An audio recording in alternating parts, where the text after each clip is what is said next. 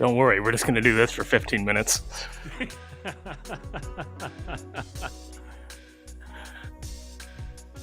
We found the gayest music we could.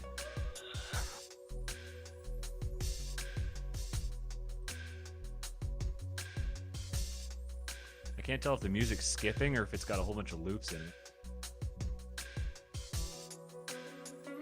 The timing's a little weird, so I think it's skipping. Or whoever mixed it sucks. I could probably play along with it.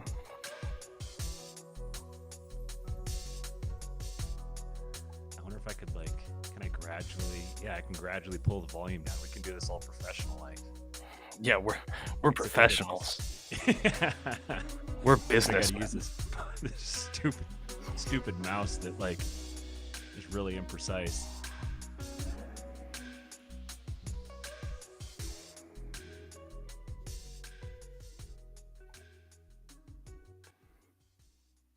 Good to see you, Xavier. What's up, people of YouTube? It has been a little while. You've got my my good friend Cooper here, and in spite of the thumbnail that showed him looking like a homeless lumberjack, he just looks like a homeless tweaker now. He had the audacity to remove his beard, and I still haven't gotten over it. Sorry. Yeah. So this is kind of a little impromptu stream. Cooper and I were talking about how we should... It grows back in the spring. You're slow, Cooper. It's the seasons. Had to fall off, and getting cold over here in the Midwest. Don't you? Shouldn't it be the other way around though? Like, shouldn't you be growing your beard out in the winter and then? You would think. This just proves evolution is stupid.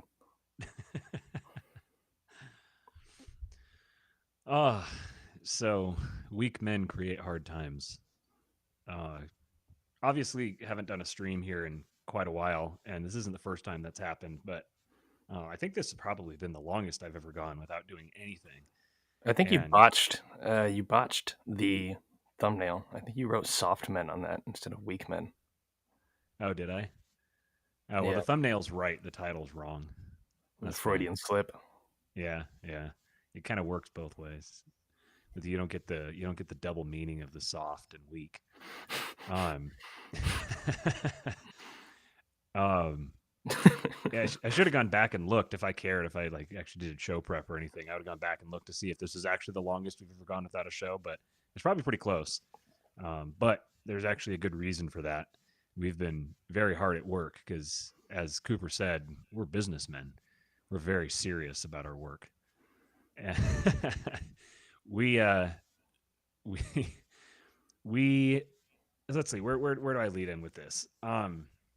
First of all, you guys are I see some people in the chat. It looks like it's Xavier. So our sweet little boy Xavier. Hopefully that's actually our Xavier and it's not just some other guy that we're calling our sweet little boy.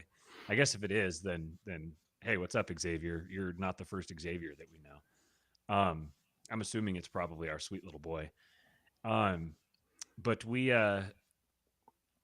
going back a little ways, I'll just kind of jump right into it. Going back a little ways, we kind of came up with the name King Pilled, and obviously it was very back in the day when we were in the grand old yesteryear of the 2020 year and all the things that were involved in that, the build up to 2020 and everything surrounding that.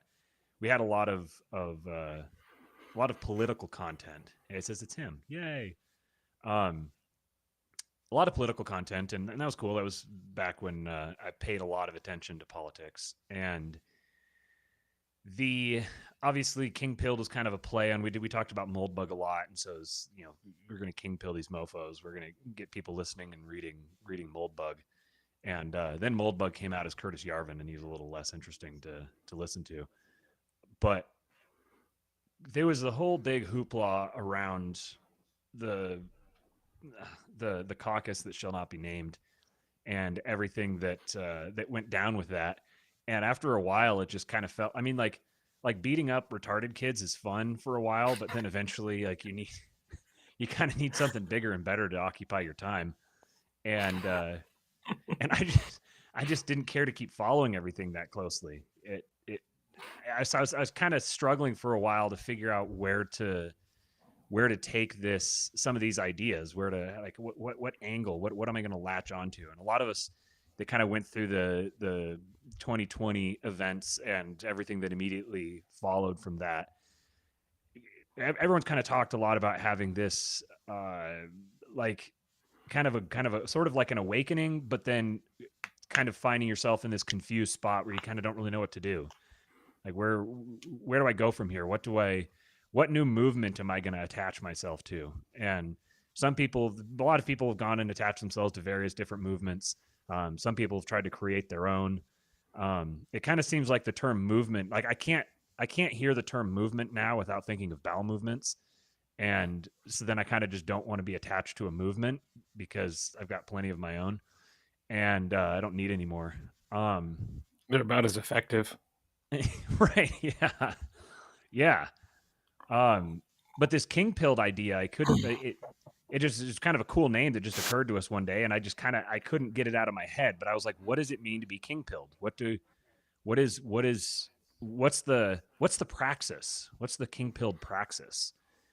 And I obviously anyone who's been following the channel for long enough knows that I converted to Orthodox Christianity along with my good buddy Cooper here. We both entered the church about the same time, and there's a whole different aspect of the king. The king topic kind of plays a different role within the context of Orthodox Christianity. And so I've kind of had this idea rolling around in my head. Go ahead, Cooper. For the record, I've not entered the church yet. This is true. You're well on your way. But the fractals are there's this very interesting thing called a fractal, and it turns out that kingship is fractal. Have you heard of this interesting thing called a fractal?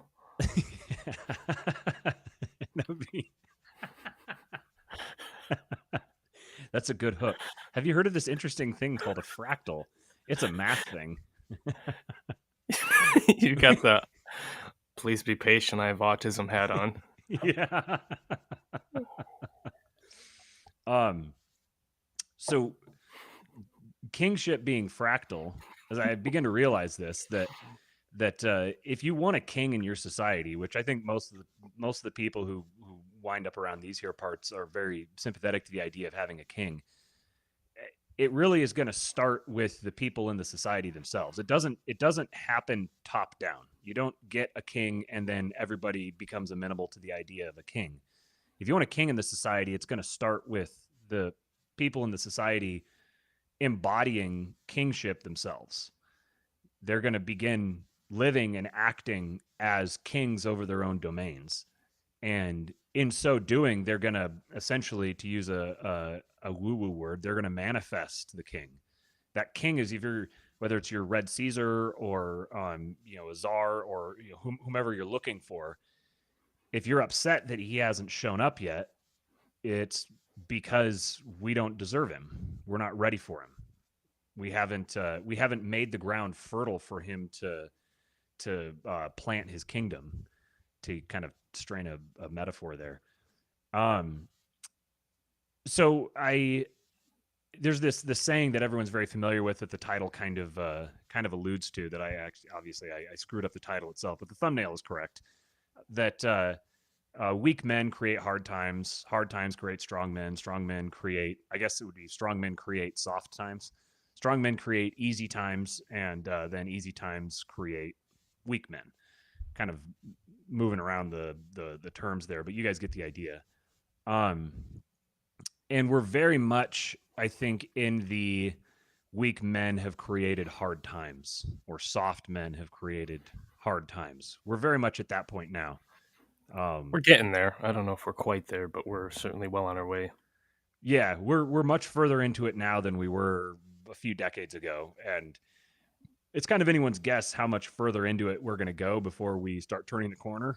And then I guess there's a question if we're ever going to turn that corner again. And if we don't, then okay, great. That means good things are happening. If we do, well, it's only going to happen because strong men decide to make it happen. It's kind of like stuff has to get so shitty that men finally decide to get their act together. And I think we'll do some episodes in the future. Cooper and I have had a lot of long talks about the symbology of masculinity and femininity and the way they relate to one another. And it's really it's a framework that once you start playing around with it, you can unpack all sorts of things. It's almost like kind of like a master key that will unlock all locks, and it helps you understand every conflict. And that's something we'll get into down the road. But I think it's becoming very evident, and you're starting to see this with a lot of popular commentary as well. There's an increasing demand for good men, for strong men. Unfortunately, there is a severe supply deficit for strong men right now. And we're seeing what that looks like. If you have an absence of quality masculinity, then what you're going to get is not just shitty masculinity, you're going to get shitty femininity as well. And we've got that very clearly throughout, just leaking out of us all over the place. And, not surprisingly, the entire society is becoming increasingly dysfunctional at all different levels. Everything is beginning to degrade because the fundamental fabrics that hold the society together are fraying. We happen to be very misogynistic here, and we believe that if this problem is going to be solved, it's going to be solved by men, because men are the ones who are responsible for its degradation, either through what's the word here, either like through negligence or through like active harm done.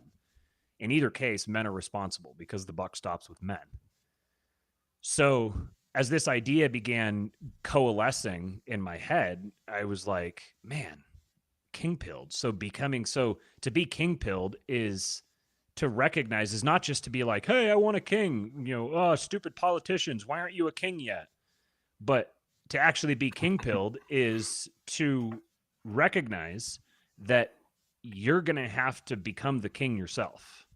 That doesn't necessarily mean you're going to actually be the crowned monarch, but you're going to have to begin acting as a king in your own domain.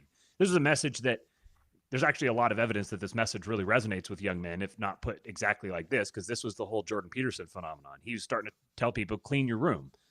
Clean your room is another way of saying become a king of your own domain. Because if you can't even take care of your own household, then you're not going to be able to take care of your neighborhood.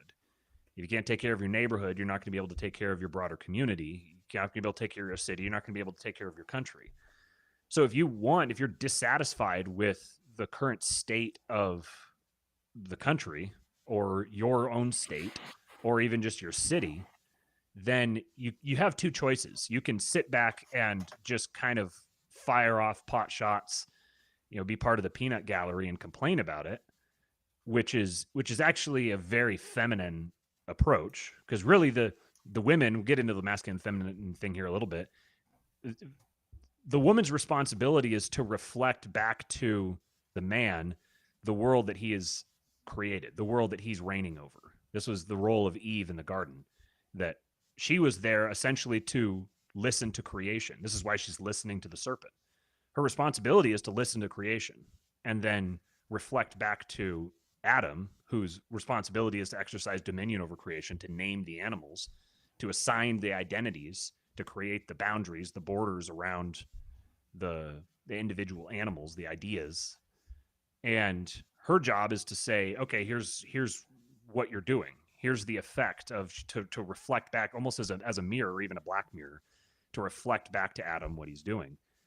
So if you're sitting on Twitter and all you're doing is just complaining about the state of things, you're doing what most of right-wing Twitter is very wont to do, which is just sit there and commentate, then you're actually perpetuating the degradation of civilization, because the role of a man is not to simply commentate. Like, commentating is fine, but if the entire extent of what you're doing is commentating, then Cooper, you want to chime in? You sound like you have You disagree with me? I don't think men should be doing a whole lot of commentating. That's fair. That feels like something women do. As we What sit would you here and say? commentate. Right? Yeah. What would you say of the church fathers? Well, it's not like they spent all day just like, I don't know, writing tracts commentating on the goings on of the empire. Sure. It's like, here's a problem. Okay, we're gonna fix this problem. Yes. That's the proper role of a man commentating, is describing the problem to also describe how he's solving the problem. But if you want to solve the problem, if the problem is a completely tattered, degraded society that's being ripped apart at the seams, then you're not going to do much good for the society if you're, if you're not going to do very good for the society if you've got the testosterone levels of a menopausal woman. If you can't lift a heavy thing, if you can't work hard, if you can't manage yourself physically, and because of that, you can't manage yourself mentally, if you're crippled by anxiety, if you're stressed out and depressed, then you're not going to be able to do anything about the society. So then you sitting there commentating on it is kind of the functional equivalent to masturbation. You're not actually creating anything. You're not actually doing anything productive. You're just a peanut gallery. And this is far too prevalent in our circles, I think. I've definitely fallen into this myself. This is part of the reason why I haven't done that many shows over the last couple of years, because honestly, I didn't have that much to say, and I felt like I needed to be dedicating that time to actually making myself someone who is worthy of actually saying things, rather than being someone who just says things, doesn't actually do anything. Yeah, men are not supposed to be spinsters. Yes. Right. And sitting and commentating all day is spinsterism. Hey, we just coined a term, spinsterism.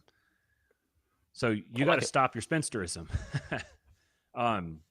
Minder here says there's a difference between philosophy and commentary. Understanding the problem's the man's job. It's also his job to resolve it. That's why it's always been elite men who have done both. Yes.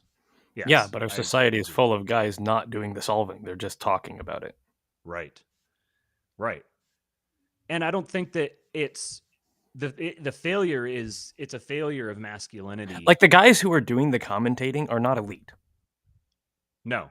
And you can see that every time you see a picture of them. Every time you actually see one of them in person somewhere, or you see them actually go on video somewhere. Yeah, or they get doxxed or something, and you're like, oh, you're exactly what I figured you looked like. Right. Not impressive. Yeah. You're a fucking balding, chubby nerd who just looks like a guy who sits and hammers away on his computer all the time. And that's not to say that, if you're a balding, chubby nerd, you don't have any interesting thoughts. It's just that you're a balding, chubby nerd. And if you're a balding, chubby nerd, then that tells me I can deduce a lot about your actual habits, that the actual things you do with yourself from your physiognomy. And man, the right-wing commentariat does not have there's a physiognomy problem in the right-wing commentariat. It's ugly. It's the problem is ugly. It's disgusting. It's disgusting.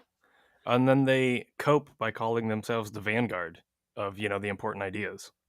Right. Ugh. They'll spend all their time talking about aesthetics, just completely missing the irony. Are we talking about the right wing crowd the way you used to talk about libertarians? Is that our new foil? Yeah, that's our new foil. Yeah, now we found some even more retarded kids to beat up. There's always going to be a foil. Low-hanging fruit. Uh-huh. Yep. So speaking of fruit, there's a lot of directions I could take that, but well, I will chime in, and whilst doing so, shill the greatest fantasy series of all time, that being The Wheel of Time by Robert Jordan. There was a quote in there from one of the generals that went something to the effect of, take any great house and go back far enough and you'll find a peasant who had courage when others didn't. And I think that's apropos. I mean, look around. There's a lot of weak, cowardly men. Mm-hmm. It's a good opportunity. Anyway, Yeah, it's a take it away. good opportunity for some peasants to Become lords. become lords. Yes, yes. Hold on, what let me about check on. what about right wing libertarians? Even worse. Yeah. Yeah. That's just bad squared. No, this is it's mostly good natured. Like really, what we're identifying here is there's a lot of people who sincerely recognize a problem and they sincerely believe they have the prescriptions to solve the problem, but a lot of these problems need to be resolved much closer to home before you start looking at the grand metascale. You can look at the grand metascale to help you understand the problem, but there comes a point where there has to be less describing the problem and more actually proactively solving the problem. I think the problems have been pretty well described. We can go on and on and on and on and on describing the problems. It's a little meta here, a little ironic because we're sitting here describing the problem, but eventually there has to be someone who's willing to step up and take the lead on beginning to solve the problem, and not beginning to tell everyone else to solve the problem, but beginning to start to solve the problem themselves in their own lives.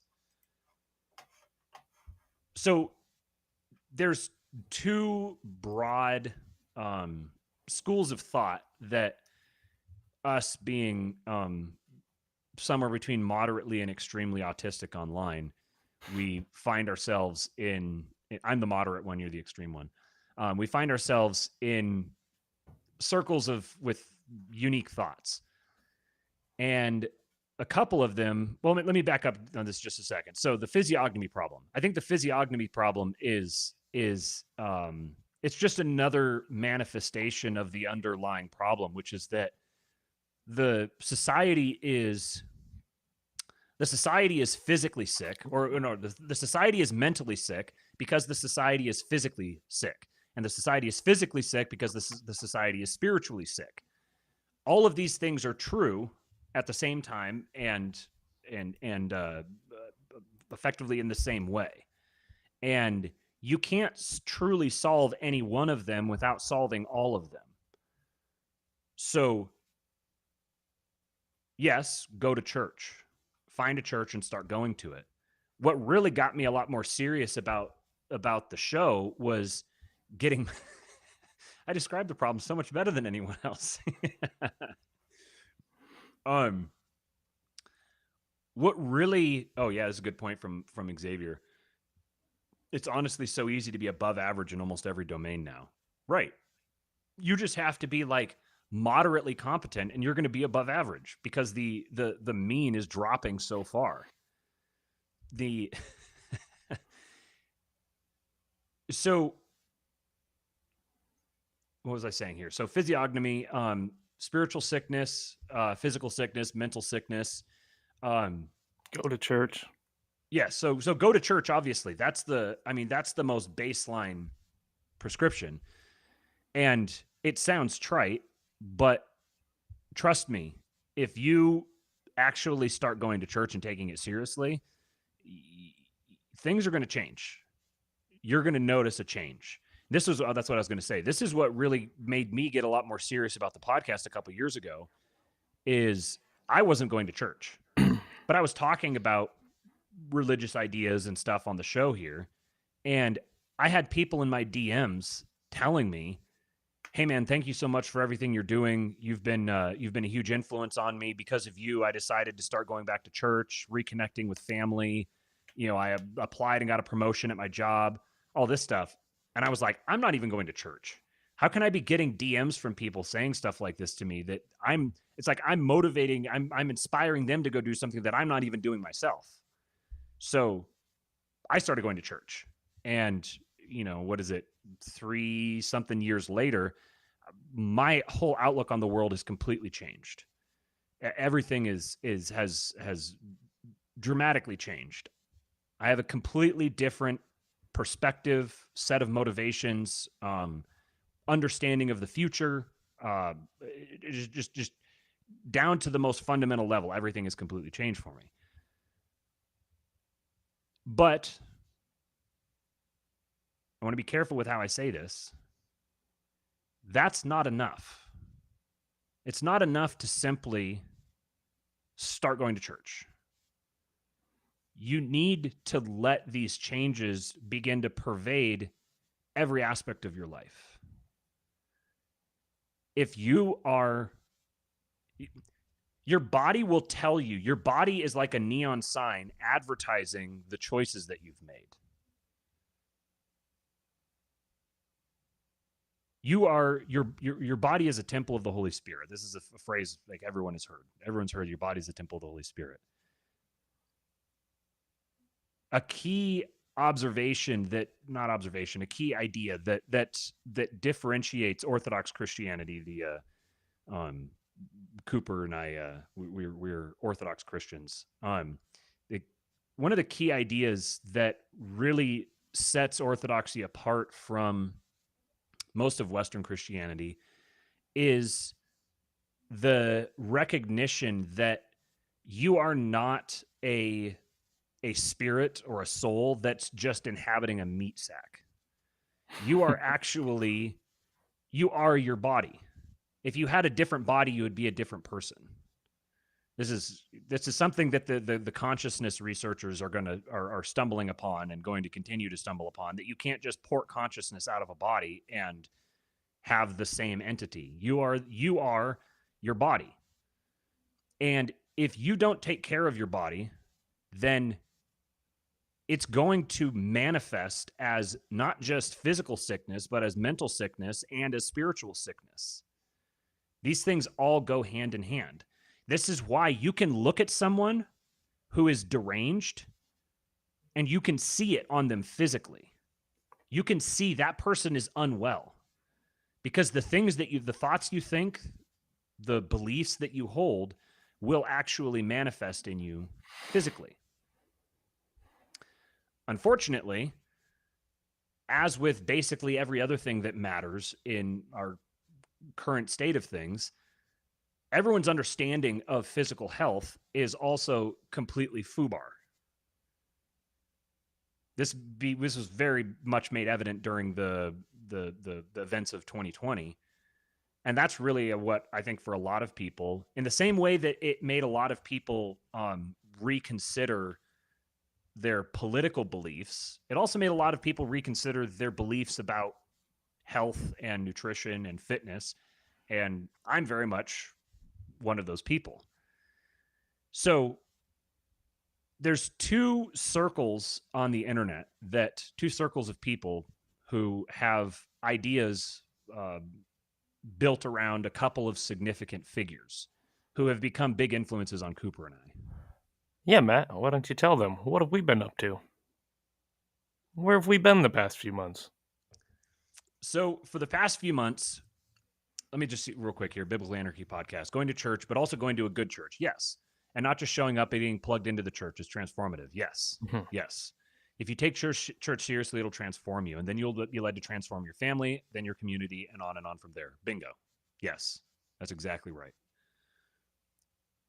So for the last few months, actually, it really started around Lent. So for those of you who don't know, within the Orthodox Church, Lent is the longest fast of the year. It's not always. Oh, really? Depending on when Lent falls, the Apostles' Fast can be longer. Okay. Interesting. But generally. Yeah. It's a long fast. And it's a time of great spiritual discipline, spiritual warfare. You'll notice if you're really living the life of the church and you reach Lent, you're going to notice. It becomes very evident in your life. You begin experiencing that spiritual warfare. Both Cooper and I were feeling it during Lent, and we'd been talking. We've been friends for a few years. We've been talking off and on, and I'd started going for a walk every morning with my dog. I go for a walk I walk probably somewhere between 7 and 10 miles most days, and so I was out walking with my dog for like 3 hours every morning, and Cooper drives a truck. He delivers steel because he's a big, strong man, and what that meant is he has lots of time to talk on the phone, and I had lots of time to talk on the phone. So we started talking, and it started off with us talking about our experiences with Lent, essentially, what we were going through, the things we were struggling with. And we were on the phone for like 3 or 4 hours every day talking about this stuff. And then Lent came and went, and we just kept talking. And it started talking about the masculine feminine thing that occupied us for most of every day for several weeks, probably. And then a couple other sources of interest for us were physical fitness and nutrition. And it's funny, when we first started talking about this stuff, I was very much inclined toward the ideas of a guy named Dr. Ray Peat. And you guys may have heard of him, you may not have. Peat is spelled P-E-A-T, like Pete Moss. Um, I found his perspective absolutely fascinating. He's been on, if you guys remember David Gornowski, who's been on the channel here. He's done a lot. He did several interviews with Dr. Peat. Dr. Peat died last year in November, but he talked to David Gornowski quite a few times, and that was my my introduction to him. And he has a pretty unique perspective on nutrition that flies very much in the face of most conventional wisdom. But as we're sitting here talking about, like, man, we need to get our lives together. We feel like we're treading water. We're starting to drown. We're just not, both of us have dealt with some significant, I don't know, health issues, just struggling with psychological stuff, physical stuff. And so we started testing stuff on our bodies. We started being like, all right, well, how can we get ourselves out of this? How can we start working with each other to hold each other accountable and build each other up and start figuring this stuff out? Cooper was not all that sympathetic to Dr. Peat's ideas. He liked some of it, but he was kind of So Cooper, what was it that really, I don't know, changed your mind, or really, what was your aha moment? When did you start thinking, maybe initially you were pretty not, I wouldn't say dismissive, but you took it with a major grain of salt. When was it that you started thinking there might be more to this with Dr. Peat? Well, probably it'd have been a couple of months ago. I was pretty firmly in the keto and carnivore world. I knew quite a bit about that because I spent the better part of a year eating a ketogenic diet, and that was, compared to how I was before, that was the best I had ever felt. And then after about a year of that, I just kind of hit a wall, and it didn't matter how strictly I stuck to the diet or whatever. I just basically was always tired and started putting on a bunch of weight and stuff again, and just like burned out. And it became almost to the point where it was almost impossible to maintain it because I was craving carbs so badly, despite not having them for a year and being well fat adapted. All of the carbohydrate cravings came back like as soon as I had one. Then I just wanted them all, and I could never go back to not having them. And then I noticed, like, okay, I'll give this, put on a bunch of weight again. I'm feeling awful. I'm sleeping like shit. My mood is wrecked. My mental state is horrible. Okay, here's this Dr. Peat stuff that Matt's been talking about for a couple of years. Let's give it a shot. And I started eating that way. Immediately started feeling better.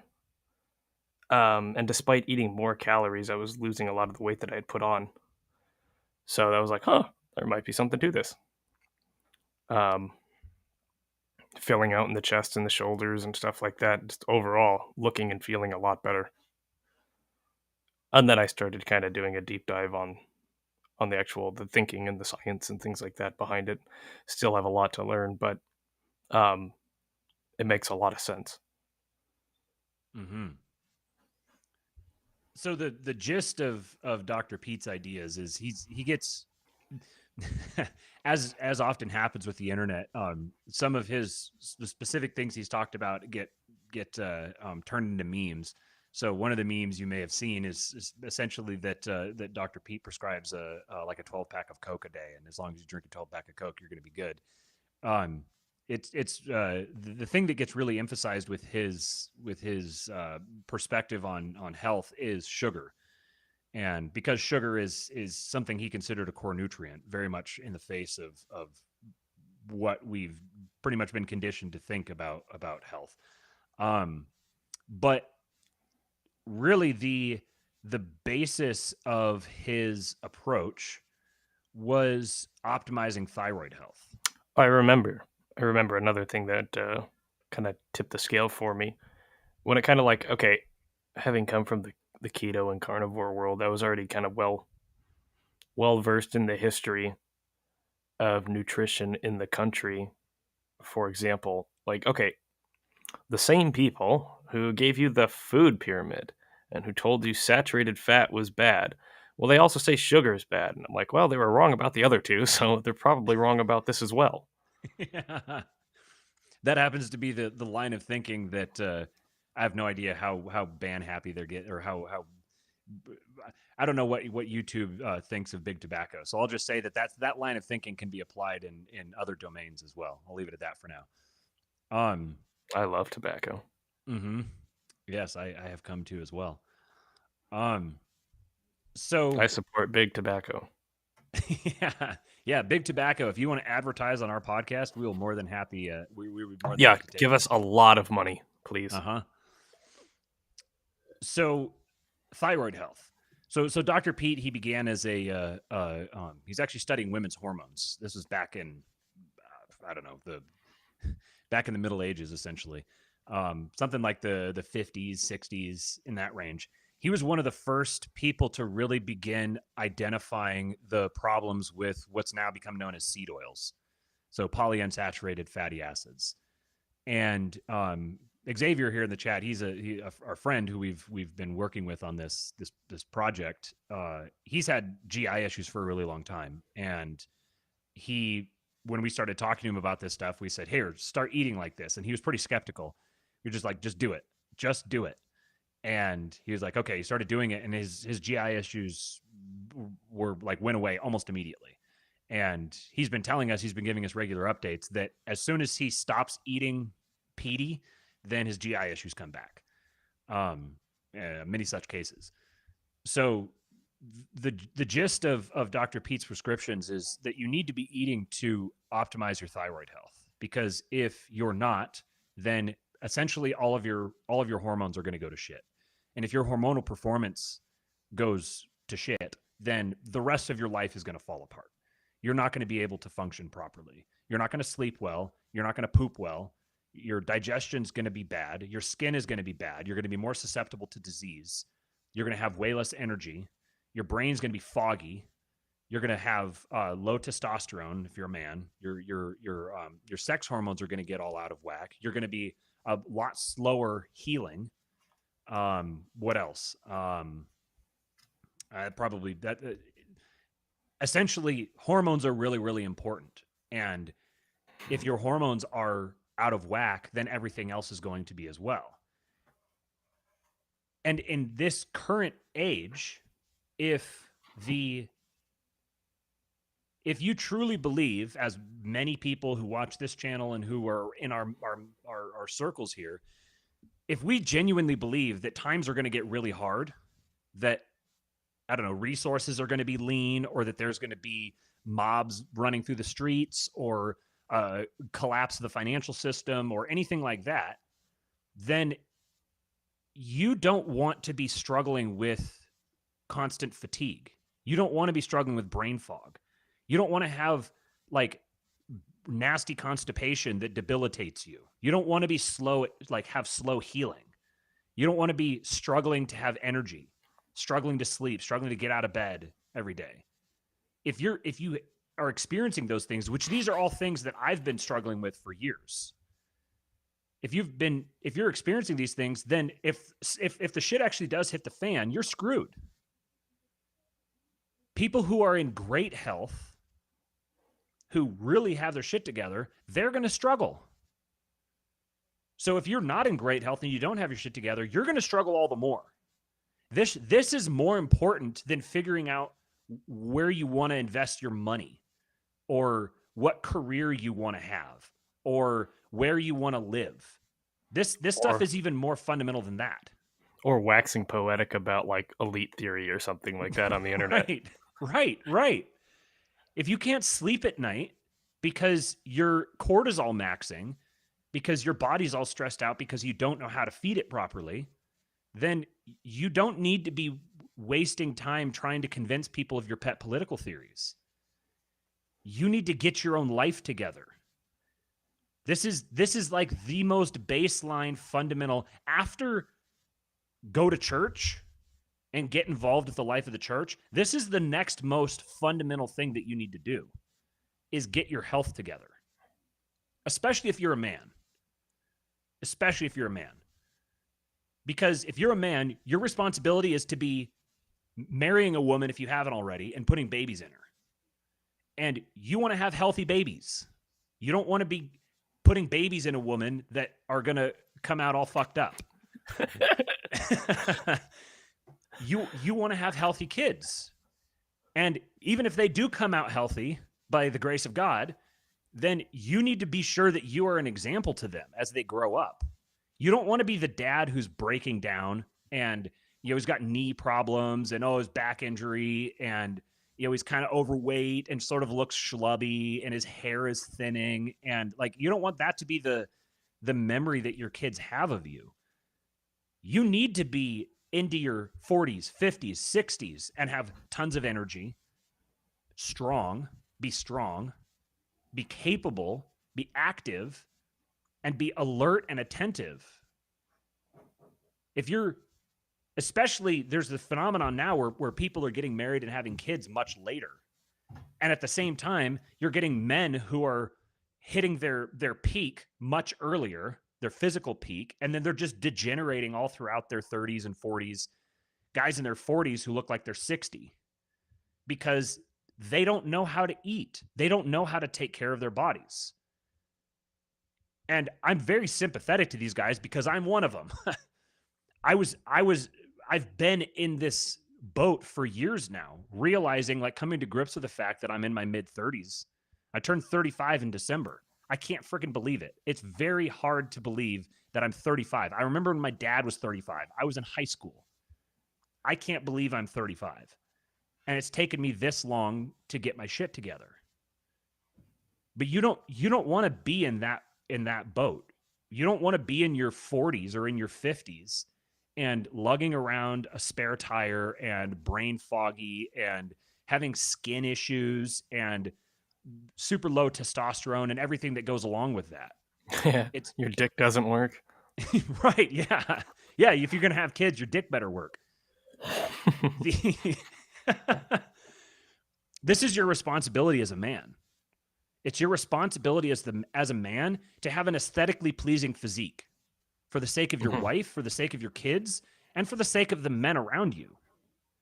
If you don't have an aesthetically pleasing physique, you're advertising to the people around you that you have poor habits and you shouldn't be taken seriously. Yeah, like step 1, get the spiritual stuff in order.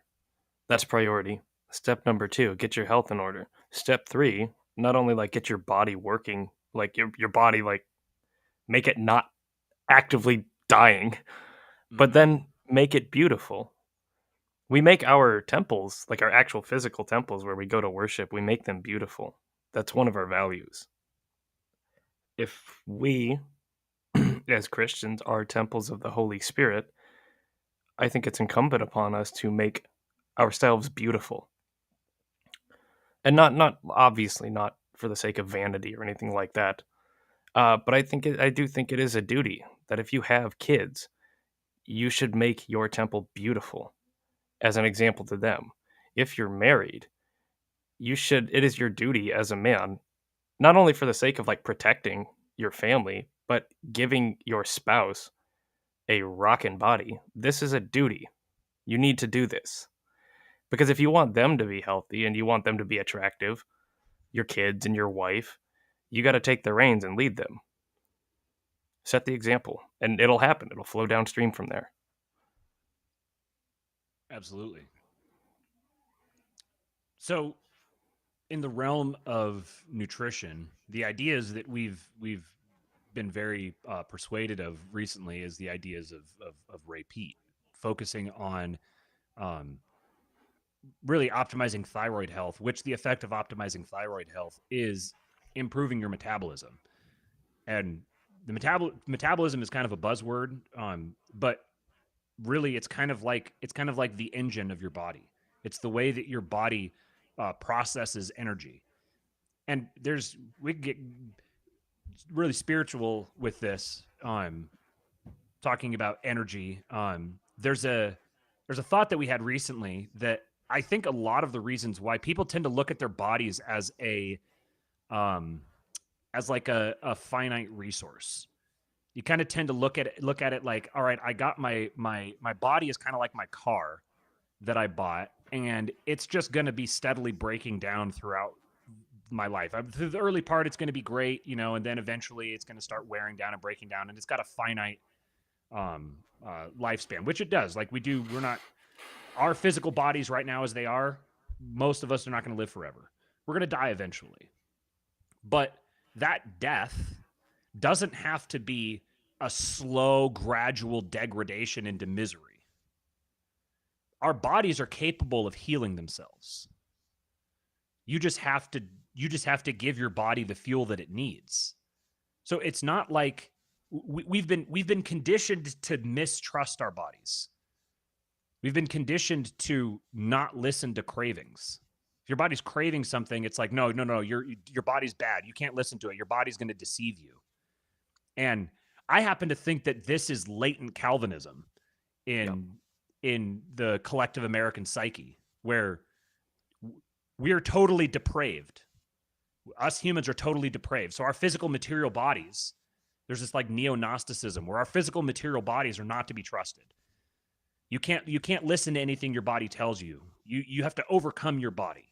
No, you don't have to overcome your body. You have to live in harmony with your body because your body is you. If you have cravings for a reason because your body is trying to tell you what it wants, what it needs to function properly. But if you've been eating Zog Slop for years, then you've distorted all of those signals to where you don't actually know how to listen to them. So you have to relearn how to listen to them.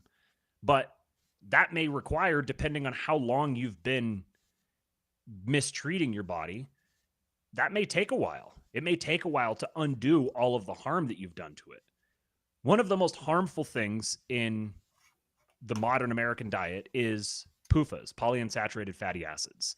This is a core thrust of Ray Peat's philosophy. He was one of the first, he was back like in the 70s talking to people about the dangers of seed oils, way before it became a popular buzzword like 5 years ago.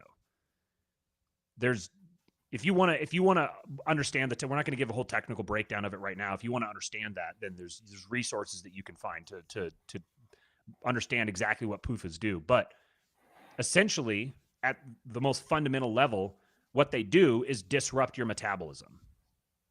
They slow down your energy processing system. They essentially put you into a state of hibernation, or they prepare you to go into a state of hibernation.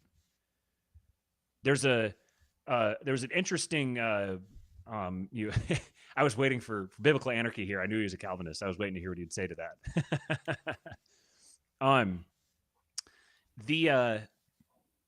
There's some interesting documentation that came from, I think it was like the USDA or something like that, in the I think it was 1939 or something like that. And it was like a study on the people who lived on the coasts in the US. And it showed the average caloric intake for the average adult. So this was not just manual labors. This is average adult in general. And Average I think adult, it was adult right? men. Was it adult men? Okay. Might have been. Right after, that would make sense. Yeah. Adult men, this is right after coming out of the Great Depression. And the average caloric intake was around 4,500 to 5,000 calories a day, which is probably unfathomable to most people. They can't believe that. But I currently, for the last, what has it been? What is it? It's October. So for maybe the last 4 months or so, I have been eating between 4,000 and 4,500 calories a day and losing weight at the same time. Yep, me too. And I am 6'1". I started out about 255. I'm down to about 240. Cooper is, what are you, Cooper? You're 5'5". Is that 5'8". yeah. 5'8". And so we don't have the same build. It's even more insane that Cooper is eating as much as he is. And it's because he's got a lot more muscle than I do. He's been Mhm. a fitness junkie a lot longer than I have. But once you actually figure out how to tune your metabolism properly, then the idea that you would eat 2,500 calories is honestly kind of absurd, because if you eat more calories and your body knows how to process those calories, that equals more energy. Your body, your metabolism can become more efficient if you give it the proper fuel to make it efficient. So it's not just a matter of the calories themselves, but it's the quality of the calories that you're eating. Yeah, we're not a calorimeter, you know? Right. Like 100 calories worth of seed oils and 100 calories worth of, I don't know, honey. This is not going to, the way this affects your metabolism for good or for ill, this is not the same thing. Mm-hmm.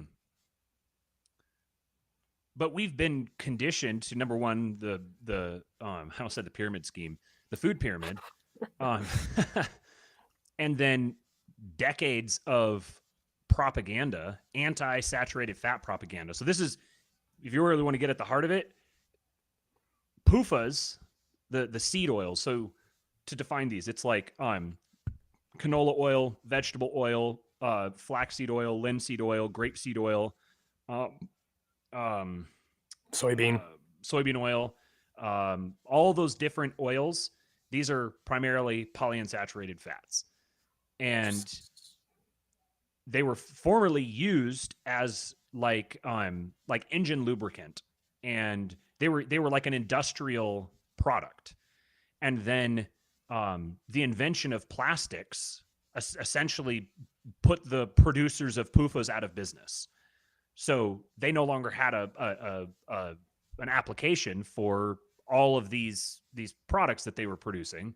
So there was a sustained propaganda campaign against butter and bacon, to and by extension you got salt and you got sugar as well. These things were all demonized intentionally. It was an intentional scheme by the government to demonize these things for the sake of the PUFA producers, so that then you don't cook with these saturated fats because they're associated with heart disease. You need to cook with canola oil.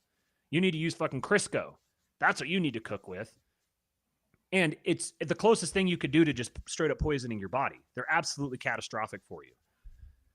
And at the same time, so we were deceived into, number one, beginning to eat things that are really toxic for you, and on the flip side, not eating the things that are the best for you. Dairy has been demonized. Bad. Dairy is good. Saturated fat has been demonized. Bad. Saturated fat is good. Sugar has been demonized. Bad. Sugar is good. Salt has been demonized. Meat. All of these things that are all fundamental nutrients have been demonized for political reasons. And it's probably not a coincidence that the effect of this is that it has made people fat, slobby, slow-witted, no energy, with disease out the wahoo. And I mean, you can get deeper into it and get into like the psychological effects of the mental illnesses that can be induced by poisoning mitochondria and all this sort of stuff. You're going to say something. Yeah. Oh, this sick and docile population as well. Mm-hmm. I was going to say something else. Keep talking. Maybe it'll come back to me. Okay. Um. Yes. This is a good time to say this. 2-Bit Podcast. If you like this conversation, we will be hosting Matt Cooper and David Gornosky to talk the PUFA conspiracy on October 20th. So that is next Friday. So next Friday, go to the 2-Bit Podcast, and the two of us will be with the legend, the man, the myth, the legend, David Gornosky, on the 2-Bit Podcast to discuss all of this stuff in a lot greater detail. So essentially, this whole diatribe here is just to tell you that ice cream is a superfood, and you need to eat lots of ice cream. And I'm being 100% serious. I'm not being ironic at all. So that's the Pete side of things, the nutrition Pete side of things. And this is, you can get, if you look up Ray Pete on Twitter, you're going to see tons and tons and tons of people about it. It's becoming a fad. I suspect within another year or so, Pete is probably going to be or maybe it might be something like pro-metabolic eating is going to become as much of a mainstream meme as things like keto or paleo. Yeah. So be prepared for Globocorp to jump on that and start pushing out their new version of Zog Slop. Yes. Under the guise of pro-metabolic eating. Right. Because if you want to do proper pro-metabolic eating, all you've got to do is eat dairy, fruit, honey, orange juice, apple juice, eggs, organ meat. Organ meat. You want to balance your organ meat with your muscle meat. Don't go too overboard on the muscle meat. You get too many of the inflammatory amino acids. I mean, just that alone, like that basically will have you set. There's specific things you can customize and stuff, and we can help you guys with that. But it's really very straightforward and simple. You don't need complicated processed foods to eat in a pro-metabolic way. In fact, if it's processed, it's probably not going to be pro-metabolic. Yep. So coconut oil. Did you add that to the list?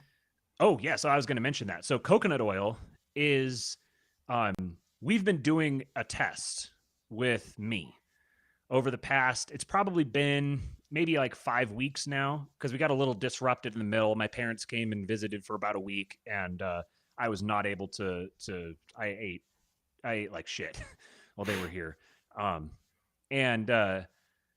So I got a little off track in the middle of it, but we had a theory. So there's I think it was in the 40s, farmers were looking for something. What? Mr. 2-Bit J here makes a good point. Like all the yummy stuff, everything you listed off, all the yummy stuff. There's a reason why this is delicious. This is why we like eating this. Yes. There's a reason why you have to convince kids to eat their vegetables, because vegetables really just aren't that great for you. If they're prepared properly and you have the right ones, okay, sure. But in general, there's a reason why kids come out of the womb craving sugar, because sugar is like the best and easiest and quickest fuel source possible.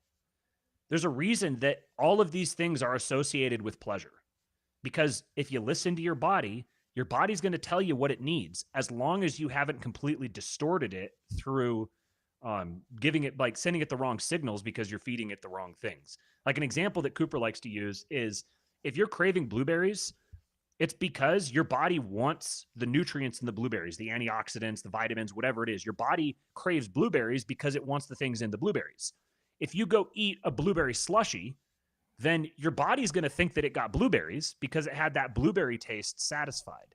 But then the nutrients from the blueberries aren't going to show up. So your body's going to be like, okay, so what about those blueberries? So then your distinction between what your body wants and what you're giving your body, when that gets distorted, you lose the ability to actually listen to your body when it tells you what it wants. And it doesn't know how to send you the signals to tell you what it actually wants because you're not listening. Like Jonathan says, my food eats veggies. Right. If you want to eat veggies, then eat the things that eat the veggies that are adapted to be able to digest the veggies properly. Okay, so the little test that we did, um, in the 40s, there were farmers in the U.S. who were looking for something that was cheap and easy to fatten up their hogs, and so they started feeding their hogs coconut oil. And what they found is the hogs got leaner and their appetites tripled. Which, if you're trying to sell pork, the last thing you want is lean hogs who are 3 times as hungry, because Yeah. now they're more expensive and you get less from them. So they, oh shit, so they flipped it around and they started feeding them soybean oil and corn. And what do you know? The hogs got fat and slow and sluggish, which makes for lots and lots of pork to sell, but then that pork becomes very low quality. Pork is actually, we'll give you a couple little tips here. Pork and chicken are actually two of the biggest sources of polyunsaturated fats in the American diet because of the way the animals eat and the way that they store nutrients in their bodies. So you actually, if you have a source for chicken or hogs that are well fed, that aren't fed shitty stuff, then they can be okay. But most of the stuff that you buy in stores is going to be really, really high in PUFAs. Anyway, so coconut oil. Uh, we heard that and we're like, huh. So just eating coconut oil made the hogs leaner and hungrier. That would be nice. That would be nice. It'd be nice to be leaner and hungrier, able to eat more food. So we were like, well, what if we started doing this? What if we tested this on someone? What if we just said, okay, start eating coconut oil every day, but don't change anything else? I was like, all right, I'll do that. So for the last 5 weeks or so, every morning when I get up, the first thing that I do is I eat a tablespoon of coconut oil. Every night before I go to bed, the last thing I do is I eat a tablespoon of coconut oil. That's it. That's the only thing that I've changed. I've maintained my energy levels. I eat the same things every day. I eat the same number of calories, burn the same number of calories. And with the Oh, exception of the, you're probably getting actually more calories now with the coconut oil. that's true, yeah. But with the exception of the week or so in the middle where my family came and I ate like shit, almost immediately I began steadily dropping weight. And I've stayed at the same weight for probably 6 months prior to that, keeping everything else basically the same. I began steadily dropping weight. Over the first 3 weeks, maybe, I think I lost 6 or 7 pounds, something like that. And then my parents showed up and I ate too much fast food and whatever else. And um, I think I added probably 3 or 4 pounds over the course of 5 days. And then as soon as they left, I got back to it doing the coconut oil. And I kept doing the coconut oil through that time. And that's probably why I only gained maybe 3 or 4 pounds instead of like 6 or 8 pounds. But as soon as they left, I stopped eating all the fast food, stopped eating all the PUFAs, and have continued dropping. So since they left, what was it, 2 weeks ago? I've dropped 6 pounds. So on net, I'm down 9 pounds. So 9 pounds over the course of five weeks without changing anything else and continuing to eat 4,000 to 4,500 calories a day. So just adding the coconut oil actually has that effect because of the way that coconut oil is protective to the body and the way that it boosts your metabolism. And if you, I suspect if you added some strength training, you would only accelerate Right. that trajectory. Right. The biggest reason that I've held off on adding that is because I wanted to do this test. I wanted to see what would happen with this test if I didn't change anything else. If I didn't include anything else, what would happen? So, strength training. That's a nice segue. You set me up well. So there's the first little weird circle of people on the internet that we've gotten ourselves into is the Ray Peat sphere. Jonathan says, Matt, you prefer refined or cold pressed unrefined? We get the stuff from Costco. It's in a big jug with an orange lid. I want to say that it's definitely cold pressed. You want cold pressed. Is it raw? Is it raw? I think so. I'm not sure. If it's the stuff from Costco, I think, yeah, it's unrefined. That's typically what Yeah. I use. Let me look it up here real quick. Kirkland Signature Organic Virgin Coconut Oil, cold pressed unrefined. Yeah. I don't know if it would make such a huge difference, but to me it seems less processing better, you know. Yeah. I don't know. Some Maybe it takes a people little while for you to get adapted to it, get used to it, some but people can have gut issues with the unrefined stuff. Some people just react to it, not completely sure why. Some people react to it poorly, and the people who do generally have no issues with the refined stuff. So, if you react poorly to unrefined, then just get the refined stuff. Um so okay. So the other little circle of the internet that we kind of started stumbling upon. This is actually something that Cooper has been aware of for a long time because Cooper's kind of been a workout junkie for most of his life, and I'll let him. This is kind of his area of expertise a little bit more is the strength training and specifically high intensity training. There's a guy named Mike Menser is sort of the paragon of high intensity training, and we started noticing. Cooper was telling me about him as we were discussing this Pete stuff. Then Cooper started telling me about Menser and his particular training protocol that's really unorthodox. And as he and I were talking about this, literally over the course of like 2 or 3 weeks, we increasingly started seeing all kinds of mentions of Mike Menser on Twitter. And this wasn't like and on YouTube as well. And this wasn't like oh, the algorithm's listening to us and or our devices are listening to us and the algorithm is just sending us stuff we're talking about. These were people who've been following for a long time who are suddenly starting to talk about Mike Menser.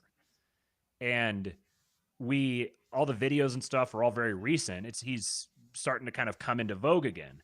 So we were like, well, I wonder what would happen if you combined the Menser and the Pete protocols. Is anybody talking about this? Is there anyone who's doing both of these together?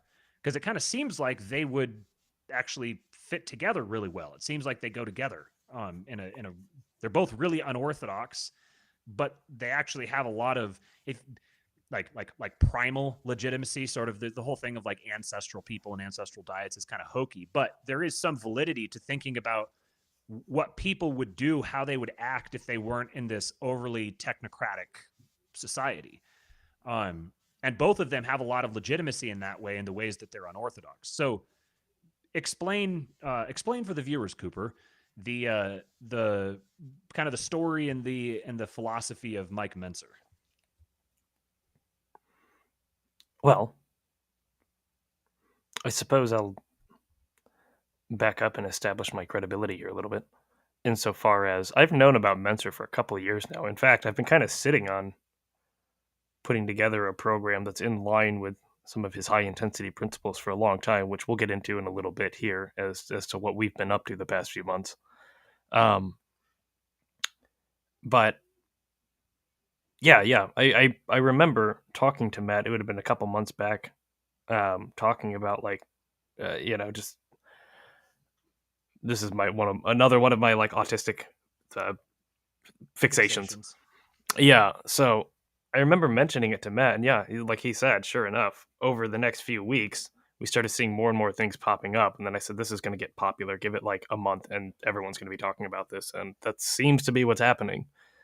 Um, Mike Mentor was a bodybuilder back in the 70s. Looks like a Greek god.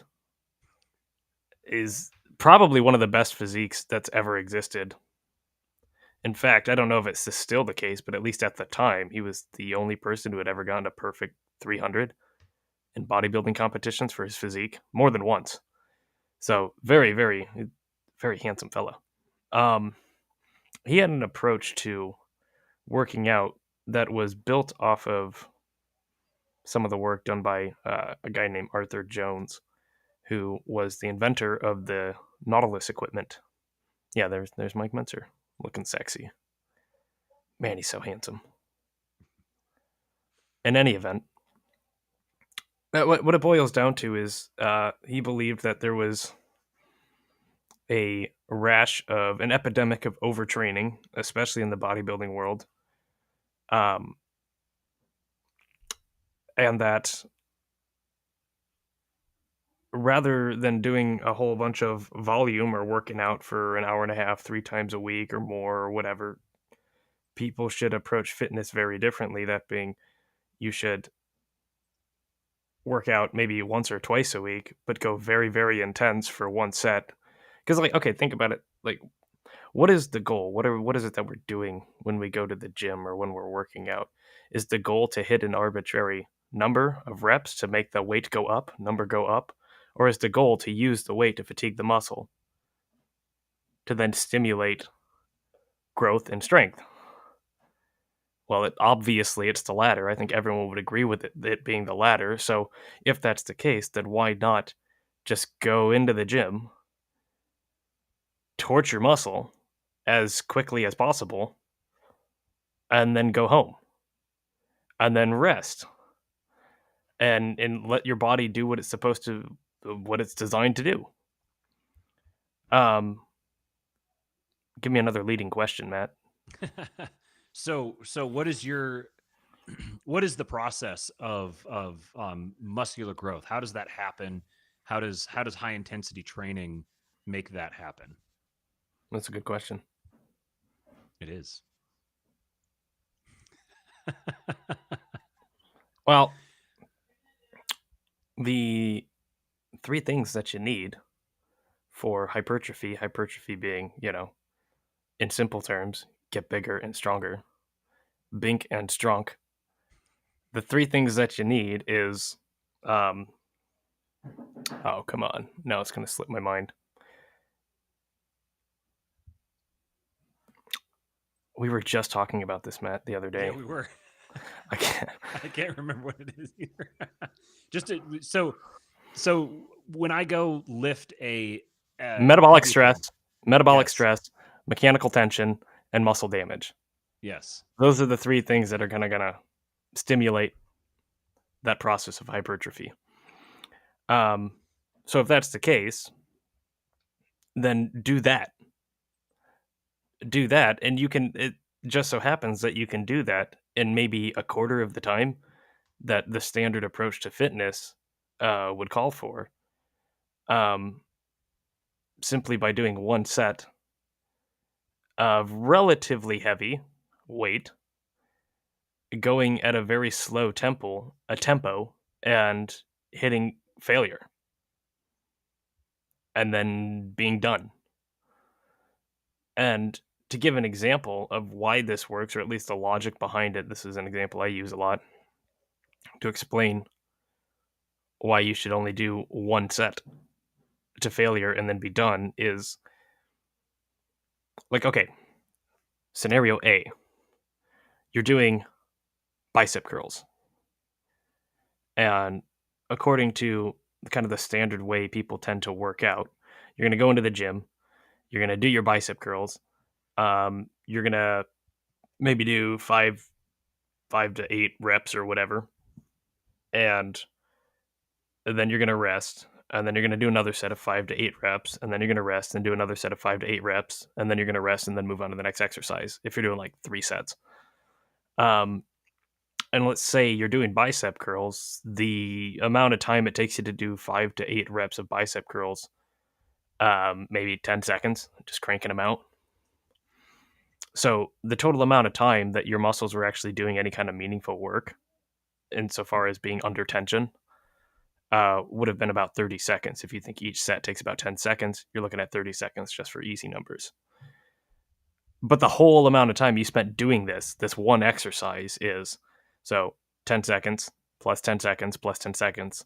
So that's 30 seconds plus 3 minutes rest, 3 minutes rest, 3 minutes rest. So you're looking at 9 minutes and 30 seconds.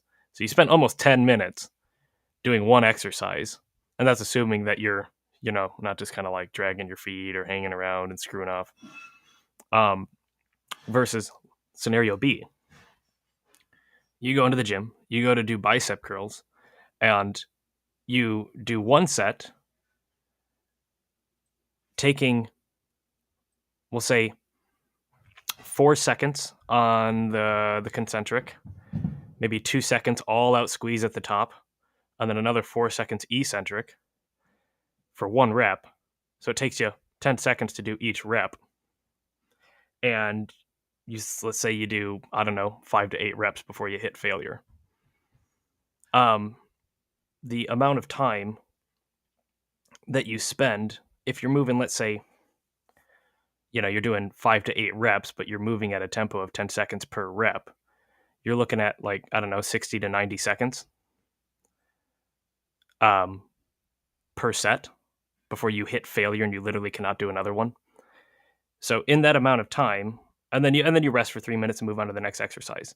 So if you think about that, comparing the two, in scenario B, you just did one set, but the amount of time that your muscles spent under tension doing meaningful work is about 2 to 3 times the amount because it took you 60 to 90 seconds to do that one set.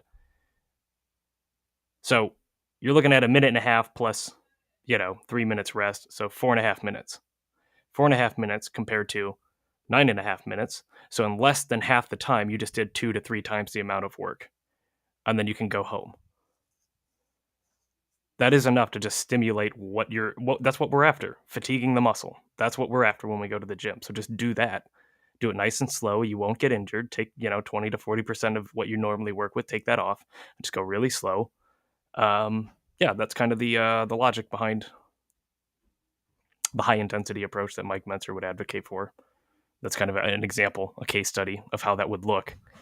And it's really, really effective doing the same thing. Since you're doing twice as much, 2 to 3 times the amount of work that you are under the standard approach to fitness, you're going to get, and then giving yourself plenty of time to rest, not overtraining, because overtraining is going to compromise that process. You're going to get comparable, if not better, results than you would before in the other approach. So anyway, that's the logic. And to go a little more into the reason why resting, it seems counterintuitive. It seems it's unorthodox, but it's essential that you get sufficient rest time. So it's not just that, oh, hey, it's great Yes, you can get done quicker. you You grow when you're resting. right. The growth happens when you rest. So because when you actually go, what's actually happening is as you're actually doing a workout, as you're recruiting your muscle fibers, they get recruited in a sequential order if you do the exercise properly. Mm-hmm. First, you recruit the slow twitch muscle fibers, which slow twitch, the slow reference there is the how quickly they fatigue. So slow twitch muscle fibers fatigue, which means go to failure slower. So first you're going to recruit your slow twitch muscle fibers. Once they fail because you're going nice and slow, so by going nice and slow, you're avoiding the so-called peak forces, which is when you do something explosive, which is where you're actually going to be at the risk of injury. Like if you're jerking the bar up, you're yanking it, or you're putting yourself in weird positions to try to contort it, those are when you get yourself hurt. If you're going nice and slow and controlled, you look like a freaking robot just standing there, then you're gonna torch your slow twitch muscle fibers. So then the intermediate twitch muscle fibers is a term for it, will then be recruited to fill in the gap because you're still trying to get the weight up, and your body's like, oh, this is a big deal. We need to get this weight up. When the intermediate twitch fibers fail, then your body is going to recruit the fast twitch fibers, which again, fast means they're the ones that fail the furthest. Your fast twitch muscle fibers are recruited only for either doing something really explosive or when you're right at the point of complete failure. They're the last thing that gets recruited in a life or death situation. So what you're doing essentially is you're communicating to your body, this is a life or death situation. I will die if I do not get this bar up. The thing with the fast twitch fibers is they fail really quickly, and then they take a really long time to recover. They can take 7 to 10 days to recover after going to complete failure, whereas your slow twitch fibers can recover in 90 seconds or so. This is why you can do like a massive squat workout, and you'll sit there and you'll be all like Bambi legged for a few minutes. But then after a bit, you kind of recover and you can start walking, and you're sore, but you can walk and you're not like all knock kneed. That's because you torched your slow twitch fibers, but then they recovered quickly. The thing about the fast twitch fibers is they're vastly more innervated than the slow twitch fibers, and there's way more of them. Right. So when you build the fast twitch fibers, if you can actually target them and build them, they take up much more space. That's how you get the big muscles, is by recruiting, taking to failure, and then allowing to recover your fast twitch fibers. Well, and to tie this back into the nutrition stuff, if you want a high metabolism and you want to get away with eating 3,000 to 4,000 calories a day, the best way you're going to do that is by putting on a fair amount of muscle. And you don't have to put on a ton of muscle. But putting on muscle itself is 3 times more metabolically, like, demanding for energy than fat is. So just putting on a couple pounds of muscle, you can think if you're training this way, you can expect maybe 1, maybe if you're lucky 2, 1 to 2 pounds of muscle per month. Um, that's gonna go a long way because with each pound, 1 pound of muscle is 3 times as energy demanding as 1 pound of fat, you see. Mm-hmm. But interestingly, fat takes up 3 times the amount of volume. So there's kind of this disproportionate thing that's going on wherein if um, you burn 1 pound of fat and put on 1 pound of muscle, the aesthetic effect of that is gonna be much more pronounced than you think it would. It's disproportionately gonna work in your favor, and not to Because mention the metabolic benefits. Right, because that 1 pound of fat takes up 3 times the space, but it doesn't just take up 3 times the space, it takes up 3 times the space in the most unaesthetically appealing Right, right, places. right. Whereas the muscle takes up a third of the space in the most aesthetically pleasing places. And then it's also 3 times as metabolically active. So adding muscle to your figure actually burns fat even faster. So the more that you're adding the muscle, the faster you're removing the fat, and there's a compounding effect on the way that it actually affects your physique from And you an can get aesthetic perspective. and, like, the hardest part is building it. It doesn't have to be hard, it doesn't have to be complicated, but that's the hardest part. You can do it working out once to twice a week. Just going intense for maybe 15 minutes, you're done, you know? Um, but once you've built it, maintaining it is relatively easy, and it's gonna enable you to get away with a lot more calories, so you don't have to be hungry all the time, you know? Mm-hmm. Right, right. And you're going to heal better as well because Mhm. your metabolism is that much faster, which means the ability of your body to move around nutrients, to oxygenate your tissues, all of this stuff is all going to be vastly improved by your body being less degraded.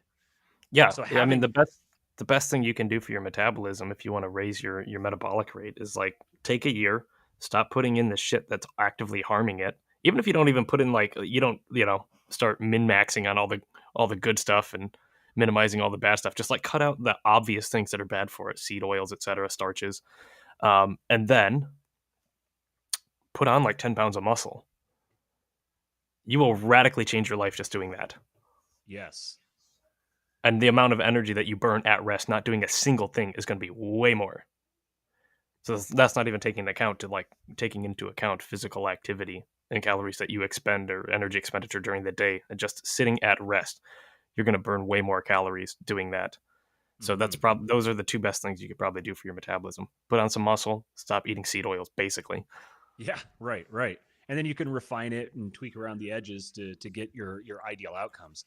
Xavier says, please explain why high metabolism is good for your brain slash mood. Um, so I guess most Energy. simply, yeah, energy. You have more energy available to your body. Your body is more efficient at synthesizing and producing energy, which means you're going to get more nutrients. So you're going to lose fewer nutrients through inefficient digestion, and by having a higher metabolism is going to be correlated with better motility. In other words, your stuff's going to turn into poop and get out of you a lot quicker. When that happens, you probably heard someone say something like the gut is the second brain, and it's almost more like your gut is your first brain, because if your gut is disrupted, then your brain is going to be all fucked up because of the hormonal effects and the overall effects on your whole system of having gut dysfunction. As your gut gets dysfunctional, number one, you've got a bunch of like decaying matter inside you that is releasing gases, and if it's not progressing through you, then you've basically got foreign matter that's trapped inside you, and your body doesn't like that. So your body's going to respond with inflammation. That inflammation is going to start out localized, but it's eventually going to generalize.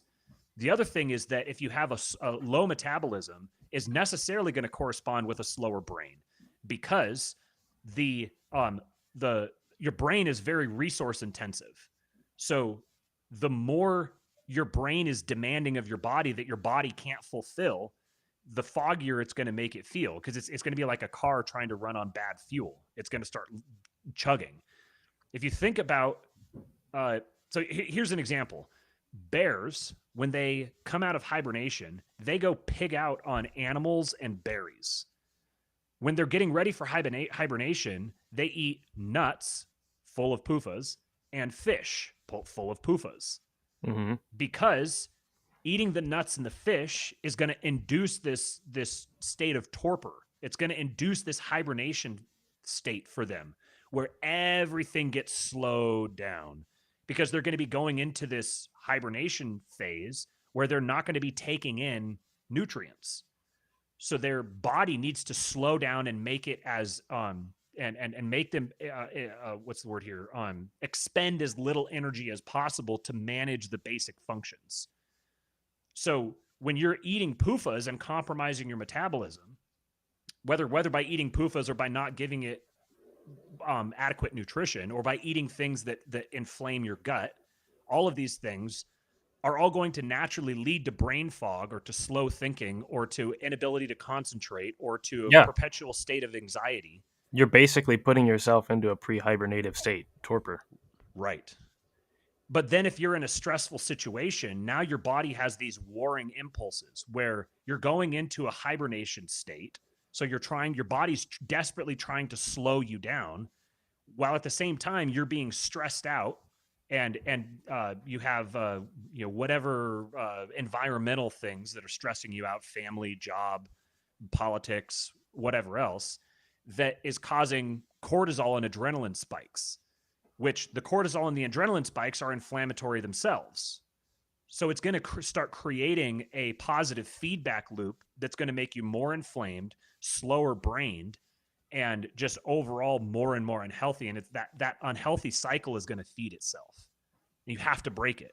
You have to break it, or it will literally kill you.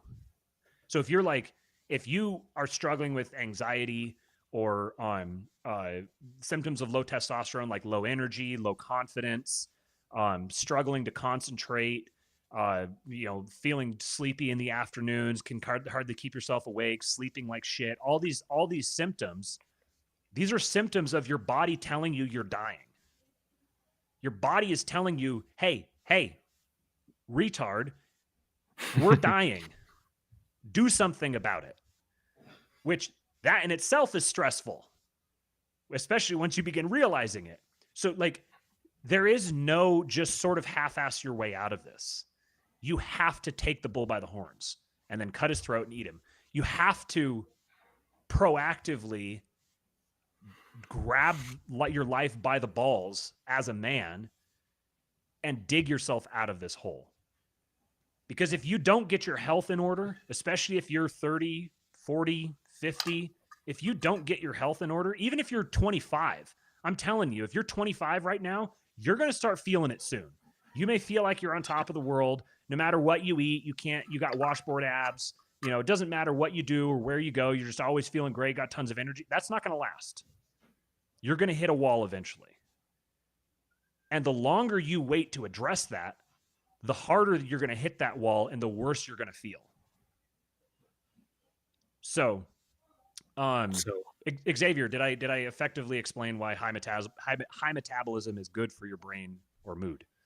I guess I did the opposite. I explained why low metabolism is bad for your brain or mood. But serotonin is primarily produced in the gut. Serotonin being a stress hormone.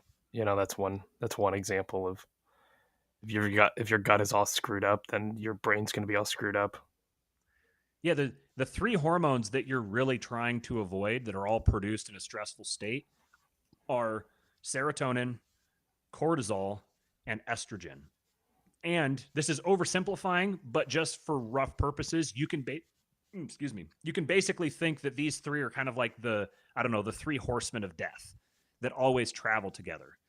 Serotonergic states are estrogenic and cortisol inducing. Cortisol inducing states are estrogenic and serotonergic, etc. These are all things that you want to avoid.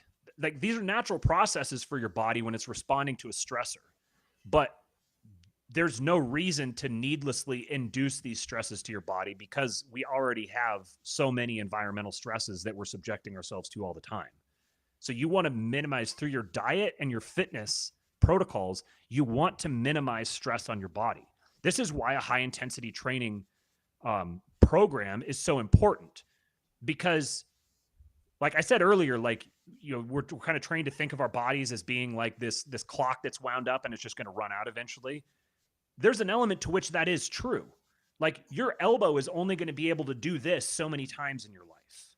There's literally a set number of times that your elbow is going to be able to do this before it gives out. Now, you can extend that time frame through good habits, but if any workout that's done with that isn't just taking the muscle to failure and then resting, the only thing you're accomplishing is just spending more time in the gym. Wear and tear. All those extra reps are just wear and tear for no reason. They're not just non-productive, they're counterproductive.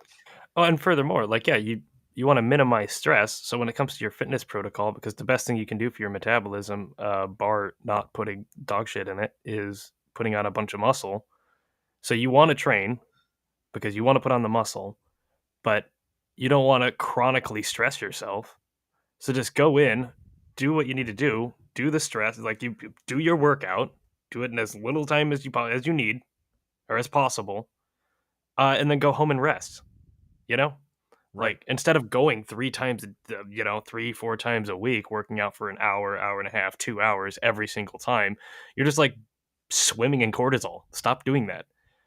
Just do like your one and done, once or twice a week, done.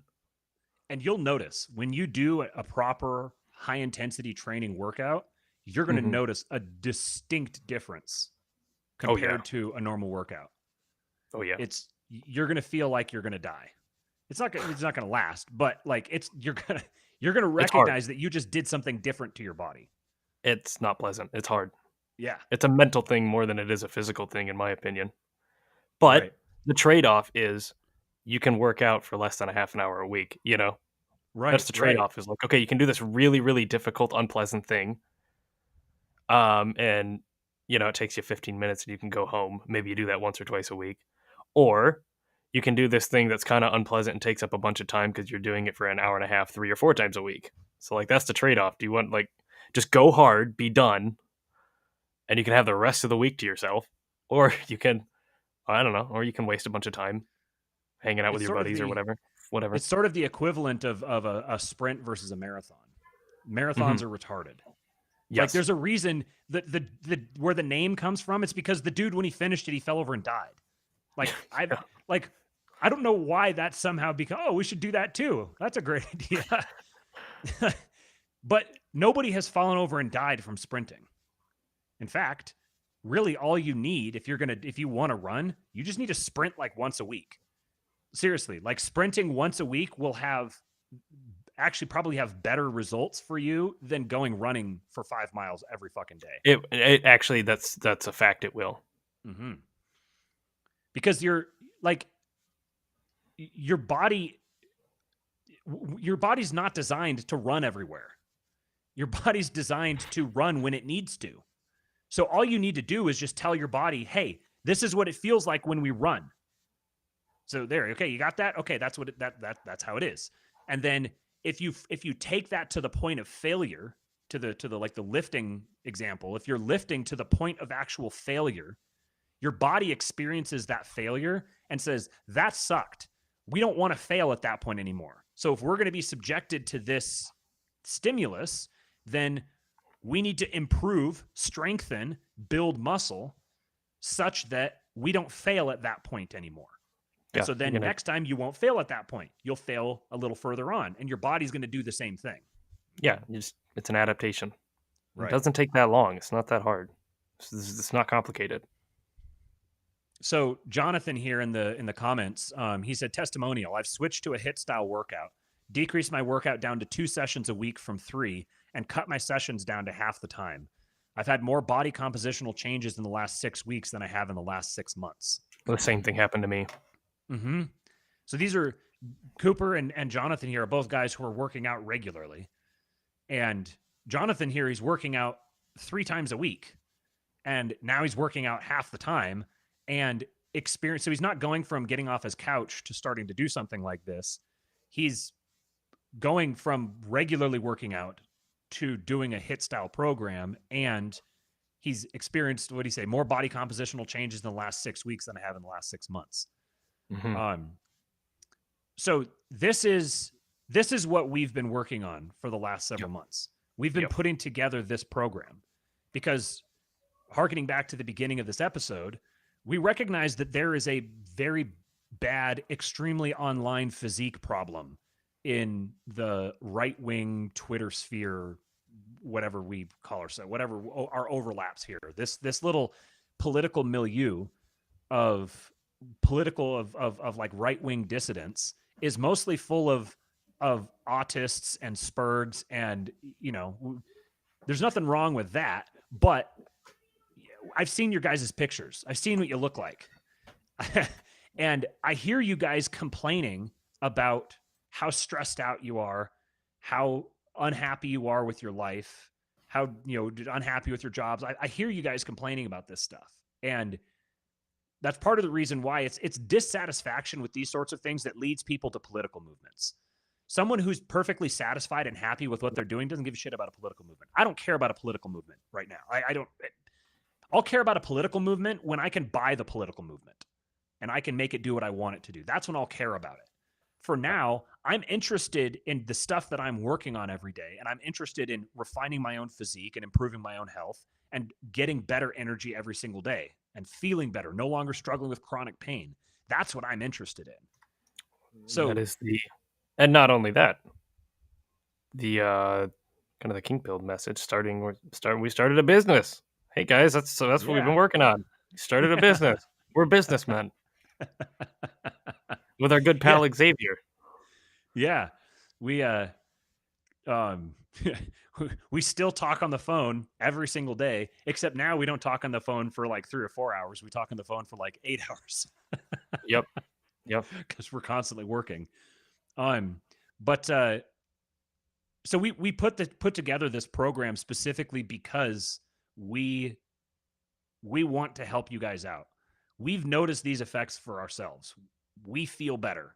We look better. We have more energy. We sleep better. We are in less pain. We're less stressed out. We're more focused. All of these things have improved for us since we started making these changes in our own lives. And we want the rest of the guys around us to be better men. Because what's the quote? That you're the average of the 5 people you spend the most time around. The people you surround yourself with wear off on you, and you wear off on the people you're around. I think we can all agree that the society right now is suffering from not enough toxic masculinity. We need more toxic masculinity. But the way that that's going to happen is by individual men deciding that they're not going to be victims of their own poor choices anymore. They're going to actually start making good choices and taking care of their bodies, which will then improve the health of their mind, and everything else is going to flow from that. So from listening to the show, if you started going to church, that's great. That's fantastic. That was the best decision you could have made. The next decision you need to make is taking care of your own body. So we put together this program. You can go do this program if you want. Even if you don't do this program, just take the stuff that we're telling you. We're giving you this stuff for free. We're telling you these things for free. We're directing you to the resources. Go to the Ray Peat forum and just start reading. We call it the Looney Bin because it's full of loony people. But that's kind of what you need to be able to discover some of these things. You can also come listen to us with the 2-Bit program, with the 2-Bit podcast on next Friday, where we'll be talking about this with David Gornosky. We'll go into the Peat stuff even more there. We'll give you all this stuff for free. You guys can go do that. If you guys want us to help you through it. Well, and on the fitness side of things, if people are interested, Body by Science by Dr. Doug McGuff. That's a good book. Any of Mike Mentzer's books, these are good places to start. Arthur Jones has some written material. Jay Vincent on YouTube. Jay Vincent's great on YouTube. Yeah. Yeah. So you can go get all this stuff and you can work through it on your own, and more power to you. Please do it. Please don't like put down the philosophy books for a while and Yeah, focus seriously, on guys. getting your shit together. Seriously. The philosophy books will be there once you've got a rockin' physique and once you've got the energy to actually read it and retain everything that you're reading. Yeah, once you're a serious person, then maybe you can read serious stuff. But right now, you're Right. not a serious person, so stop. You're LARPing. Yes. Xavier said he was 6 to 7 days a week, 1.5 hour sessions. He said, since starting this program, I got a 20-year-old smoking hot girlfriend. Coincidence? I think not. Right. Yeah, our sweet little Xavier. No, but he was saying that in response to and to Jonathan's seeing more body compositional changes in the last 6 weeks than in the previous 6 months. Him as well. So that's Right. 3 people. Yeah, there you go. The plural of anecdotes is data. What's up, Will Yep. Emmanuel? Good to see you, man. So yeah, if you guys want us to help you through this, then that's what we started our business to do, is to actually help you guys through this. Because the biggest thing, like having fitness and nutrition is great. Having those like the two pillars, that's fantastic. You get those if you can figure it out yourself. You don't need help. More power to you. Good for you. What we find with a lot of people is they need the accountability. These are both very unorthodox. The nutritional protocol is very unorthodox. The fitness protocol is very unorthodox. It's a big world out there with lots of information, and it's tough to sift through all of it. And so we've done that. We've sifted through it, and we've pulled out all the stuff that you need to know, and we'll help you through it. We'll give you a personal coach that will hold you accountable, that will guide you, that will give you tips.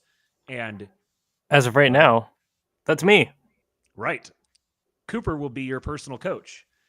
Now, if you're a few months from now, you're watching this video, it may not be Cooper. You may not be you may not be cursed with Cooper. You might get somebody who's actually fun to talk to. You might get you might have to put up with Xavier, who is probably a homosexual, or Kyle, who's a literal retard. And an actual homosexual. Yeah, and an actual homosexual.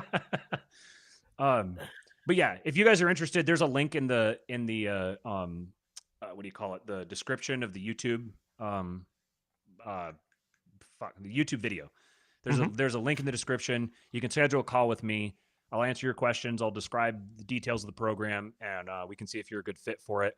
Or you can just go to, if you're watching this on Twitter, because I think I was streaming it to Twitter too, then you can just DM me on Twitter. Just DM me. What should they say, Cooper? I'm a Awkward cuck, silence. and I know, and I don't want to be. Yeah.